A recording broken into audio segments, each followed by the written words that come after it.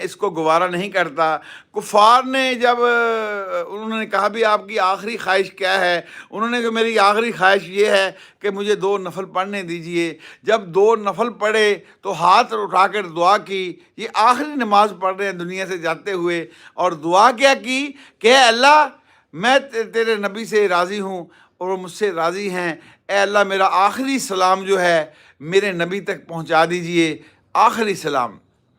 اور آپ صلی اللہ علیہ وسلم مدینے میں ہیں، یہ مکہ میں واقعہ پیش آ رہا، تو اور اللہ سے دعا کی کہ اللہ، انہوں نے طے کیا ہوتا کہ ان کو قتل کرنے کے بعد ہم نے ان کی میت کو یعنی سواری کے پیچھے باندھ کر اس کو گھسیٹنا ہے، یہ بھی بتا دیا گیا تھا۔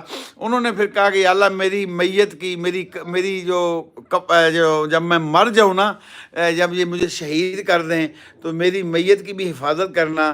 تو کہتے ہیں کہ یہ دونوں دعائیں اللہ نے ایسے قبول کی کہ مدینے میں بیٹھ کر آپ صلی اللہ علیہ وسلم نے صحابہ میں بیٹھے ہوئے تھے اور آپ نے فرمایا وعلیکم السلام یا خبیب۔